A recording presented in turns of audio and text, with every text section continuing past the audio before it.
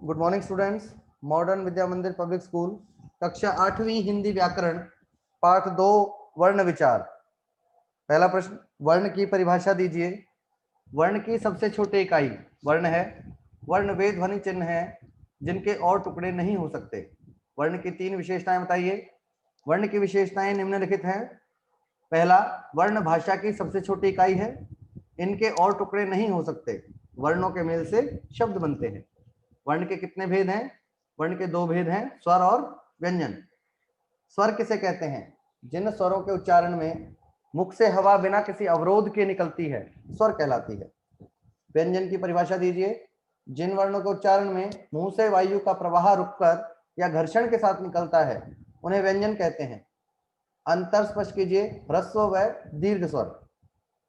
पहला, ह्रस्व, जिन स्वरों के उच्चारण में सबसे कम अर्थात एक मात्रा का समय लगता है, उन्हें ह्रस्व स्वर कहते हैं। ये 4 हैं, अ, ई, उ, र। दीर्घ, जिन स्वरों के उच्चारण में ह्रस्व स्वरों से दुगुना समय लगे, उन्हें दीर्घ स्वर कहते हैं। ये 7 हैं, आ, ई, उ, ए, ओ, औ। स्वर व व्यंजन। स्वर, जिन वर्णों के उच्चारण में मुख से हवा बिना किसी अवरोध के निकलती है, उन्हें स्वर कहते हैं। जिन वर्णों के उच्चारण में मुंह से वायु का प्रवाह रुककर या घर्षण के साथ निकलता है, व्यंजन कहलाते हैं। अनुस्वार व अनुनासिक। अनुस्वार, अनुस्वार एक व्यंजन ध्वनि है जिसका उच्चारण करते समय ध्वनि नाक से निकलती है। इसका चिन्ह ऊपर बिंदी है, जैसे गंगा, अंक आदि।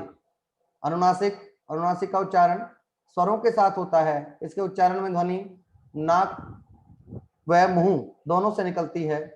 इसे चंद्र बिंदु कहते हैं, जैसे चांद आदि। अघोष तथा सघोष।